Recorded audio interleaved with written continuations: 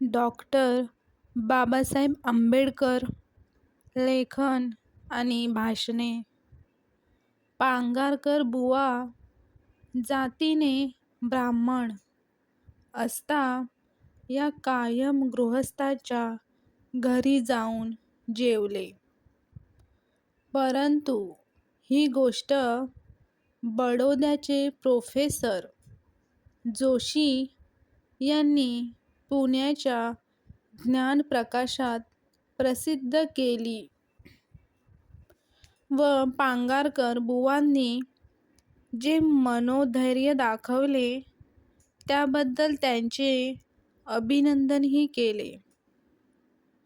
परंतु या अभिनंदनाने आनंदित होण्याऐवजी पांगारकर बुवांनी उलट खाऊन प्रायश्चित्त घेतले. या प्रायश्चित्त प्रकरणात पांगारकर बुवांनी खोटा कोटिक्रम न लढविता सरळपणा दाखविला आहे. असे भासून काही जुन्या मताचे लोक त्यांचे गुण गात आहेत. परंतु प्रायश्चित्त घेण्याची जी कारणे पांगारकरांनी दिली आहेत ती ध्यानात घेता पांगारकर नुसता लपंडाव करीत आहेत असेच म्हणावे लागते. ज्या अर्थी वाकसकरांच्या सळगीचे प्रोफेसर जोशी आपण जेवलो असे जाहीर करतात त्या अर्थी त्यांची समजूत खरी धरून आपण जुन्या समजुतींच्या लोकांसाठी प्रायश्चित्त घेत आहोत असे श्री. पांगारकर हे लिहितात.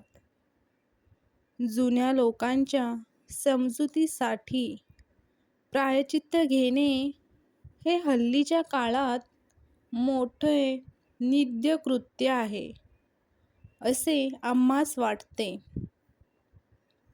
पुष्कळसे सुधारणावादी लोक अडले की प्रायश्चित्त घेण्यास नेहमी तयार असतात. अहो, प्रायश्चित्त घेतले तरी आम्ही ही गोष्ट पुन्हा करणार नाही. अशातला काही भाग नव्हे या मताचे लोक सुधारणावादी असतील, पण त्यांच्या वर्तनाचा हा प्रकार आम्हास अगदी गैर वाटतो. प्रायश्चित्त घेणे याचा अर्थ जी गोष्ट आपण केली ती गोष्ट वाईट आहे अशी कबुली देणे हा होय. याशिवाय प्रायश्चित्ताला दुसरा काही अर्थ असणे संभवत नाही. जो खरा सुधारक आहे, ज्याला आपण करतो ते रास्त आहे अशी ज्याची दृढ भावना आहे, त्याने अडल्यास प्रायश्चित्त घेणे त्या दुपटीपणा होत नसला तरी मनाचा दुबळेपणा होतो हे खास. प्रायश्चित्त घेण्याने ते घेणारे लोकांच्या स्वभावाचा कमकुवतपणा दिसतोच, पण त्यामुळे सुधारणेची पिछेहाटही होते.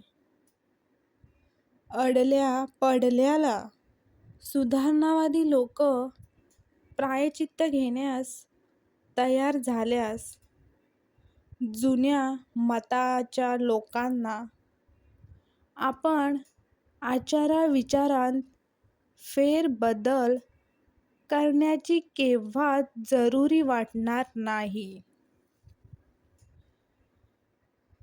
उलट सुधारणावादी लोक प्रायश्चित्त घेतात, म्हणजे आपणास शरण येतात. या जाणिवेने ते सुधारणांना तुच्छ मानतात व आमचेच खरे असा टेंभा मिरवून जुन्यालात घट्ट धरून बसतात. पांगारकर हे सुधारणावादी नसले तरी भागवत धर्मी आहेत व भागवत धर्मात झालेल्या अनेक संतांची चरित्रही त्यांनी लिहिली आहेत. यावरून ते किती कट्टे भागवत धर्मी असावेत हे कोणालाही विशद करून सांगण्याची जरुरी नाही. आमच्या मते सुधारणावाद्यांनी प्रायश्चित्त जसे घेतात तसे घेतले पाहिजे. 9 जून 1927 रोजी घडली समाजाप्रमाणे बहुतेक राहणी बदलली. पूज्य श्री बाबासाहेब जरी महार समाजात राहत वावरत आपण कोणी वेगळे आहोत असे दाखवत नव्हते, तरी 40शी आल्यावर या समाज धर्मयोगी पुरुषाला काही सामाजिक कार्य आपल्या समाजासाठी करण्याची प्रबळ इच्छा झाली. त्यांना आपल्या समाजाच्या हाडी मासी खिळलेल्या न्यूनगंड कमी लेखणे दूर करून विश्वास निर्माण करायचा होता. तो त्यांनी एक सनसनाटी चळवळ सुरू करून त्याचे सुपरिणाम आपल्या दलित समाजाला दाखवून दिले. सामर्थ्यानेच न्याय प्राप्त करून घ्यायचा, कायद्याने जे होणार नाही ते थोड्या धीटपणाने आपले अस्तित्व, आपले हक्क व अधिकार स्पृश्य समाजाला दाखवून देण्याच्या उद्देशाने महाडच्या चवदार तळ्यात उतरून त्याचे पाणी पिण्याचे धाडस डॉक्टर आंबेडकरांनी केले. तो त्यांनी सत्याग्रहच केला. स्वकर्मानं स्वार्थत्यागी वृत्ती आपल्या अनुयायात उत्पन्न करण्याची कामगिरी करून अस्पृश्य गरीब अनुयायांत धार्म्य उत्पन्न केले. स्पृश्यांनी आक्रमण केले, दगडे मारली, पण अस्पृश्य समाजाने आपला हक्क प्रस्थापित केला. येशू, पैगंबर किंवा श्रीकृष्णाच्या उपदेशाने वजन डॉक्टर बाबासाहेबांच्या शब्दांना प्राप्त झाले.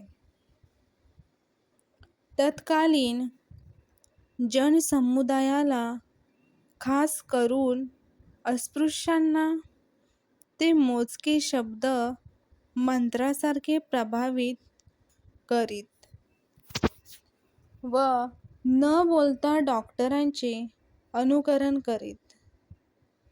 स्पृश्य समाज तर परंपरेचा गुलाम होता. अस्पृश्यांवर अन्याय होतोय ही जाणीवही त्यांच्यातील बुजलेली होती. स्पृश्यांना खऱ्या अर्थाने डॉक्टर आंबेडकरांच्या चवदार तळ्याचे काळाराम मंदिरातील प्रवेशाच्या निमित्ताने जे सत्याग्रह केले ते म्हणजे अस्पृश्यांची दुःखे वेशिष्टांगणे होय. अस्पृश्य हक्कासाठी झगडू लागले तर आपले काही चालणार नाही. माघारच घेणे योग्य व न्याय असे काही स्पृश्य सहाय्य देणे सुरू केले. अरे, ज्या पुरुषाला केव्हाही कुठेही मोठेपणा करायची गरज लागली नाही, त्यांनी गरिबांच्या बाजूने खटल्यात द्यावे चालू केले. माणुसकी, समाज, धर्मयोगी डॉक्टर बाबासाहेब आंबेडकर. जय भीम. धन्यवाद. व्हिडिओ आवडला असेल तर सबस्क्राईब करा.